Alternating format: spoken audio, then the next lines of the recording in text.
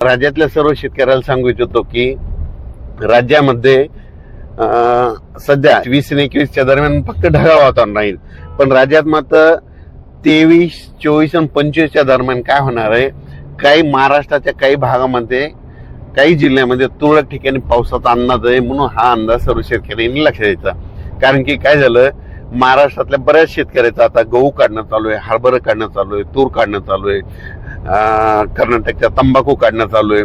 तर त्या शेतकऱ्याला सांगू इच्छितो की राज्यामध्ये फक्त आता 23, 24, 25च्या दरम्यान काय होणार आहे की तामिळनाडू, आंध्र प्रदेश, कर्नाटक, केरळ त्या राज्यामध्ये ते चक्रीवादळ येत असल्यामुळं त्याचा असर काय होणार आहे, महाराष्ट्राच्या एका भागाला वाचणार आहे. मग त्याच्यामध्ये कोणता जिल्हा आहे तर नांदेड जिल्ह्यामध्ये, नांदेड जिल्हा, लातूर जिल्हा, हिंगोली जिल्हा, यवतमाळ जिल्हा, वाशिम, त्याच्यानंतर अकोला जिल्हा, अमरावती, वर्धा, नागपूर, भंडारा, गोंदिया, चंद्रपूर, रामकुंड, त्याच्यानंतर तेलंगणात आदिलाबाद, धर्माबाद, नायगाव, नरसी, मुदखेड ह्या पट्ट्यामध्ये काय होणार आहे की 23, 24, 25च्या दरम्यान पाऊस येणार आहे.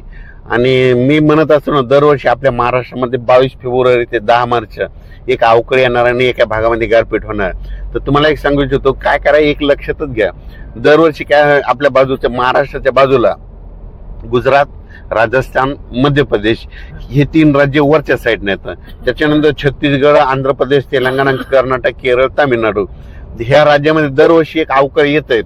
मग ह्या दोन्हीचं जर खालून जर आलं, म्हणजे कर्नाटक साईडकडून आलं तर त्याचा असर महाराष्ट्राच्या भागाला होत आहे, वरच्या साईडनं जरी आलं त्याचा असर होतोय. म्हणून दरवर्षी महाराष्ट्रामध्ये 22 फेब्रुवारी ते 10 मार्च वातावरण खराब होणार आणि गारपीट होणार म्हणून हे लक्षात यायचं. मग याच्यात गारपीट आहे का, तर तुम्हाला सांगू इच्छितो, नांदेड जिल्ह्यामध्ये काही भागामध्ये जिथं जिथं हलकी जमीन आहे नदीच्या बाजूला काही ठिकाणी गारपीट होणार आहे. म्हणून ज्यांचा हरभरा काढणीस आलेला असेल आज उद्या काढून घ्या, झाकून घ्या. कारण की अहमदपूर, लातूर जिल्ह्यामध्ये देखील अहमदपूर त्या पट्ट्यामध्ये हलकी जमीन असल्यामुळे त्या पट्ट्यात देखील काही ठिकाणी गारपिटीची शक्यता आहे.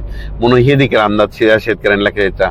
चंद्रपूरकडे जरा जास्त गारपिटीचा असर होईल, कारण की तेलंगणामध्ये खूप गारपीट, तेलंगणा, आंध्र प्रदेशमध्ये खूप पाऊस पडल्यामुळं तिकडे पडणार आहे. त्याचा असर मग काय होणार, आपल्या महाराष्ट्राच्या काही जिल्ह्यातल्या भागाला होणार आहे.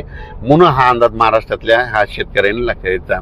पूर्व विदर्भ, पश्चिम विदर्भ ह्या 2 विभागामध्ये ह्या अवकाळीचा थोडा काही भागातच पाऊस पडणार, सगळीकडे पडणार नाही.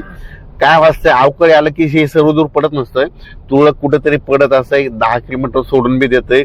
त्याच्यामुळे एवढं घाबरायची गरज नाही, पण आपण आपलं सतर्क राहिलेले गरजेचं आहे.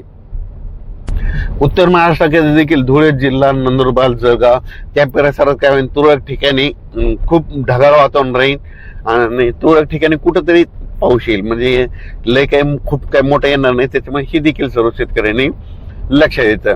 त्याच्यानंतर परत एक शेतकऱ्याला सांगू इच्छितो की जर 23, 24, 25च्या दरम्यान नांदेड जिल्हा झालं, लातूर जिल्हा, परभणी जिल्ह्यातला आणि यवतमाळ, ह्या चंद्रपूर इकडे जर पाऊस पडला तर त्याचा पाऊस पडल्याच्या नंतर नुसतं वारं काय होईल, मराठवाड्याकडे बऱ्याच जिल्ह्यामध्ये सुटेल. मग ते काय होईल, तिकडे पाऊस पडेल तर इकडे शेतकऱ्याला वारं सुटेल. म्हणून गव्हाला पाणी द्यायचे, 1-2 दिवस थांबा.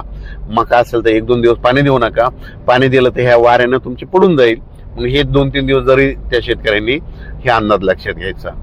आपले जर तिरुपतीला, तामिळनाडू, कर्नाटक, केरळ, आंध्र प्रदेश कोणी तिरुपतीला गेलेला असेल तर तुम्हाला एक सांगू देतो, 22-23च्या दरम्यान म्हणजे तामिळनाडूमध्ये तिरुपती, केरळ त्या तिरुपती बालाजी तिकडं खूप पाऊस पडणार आहे. कारण की तिकडे चक्रीवादळाचा असर त्या भागामध्ये होणार आहे.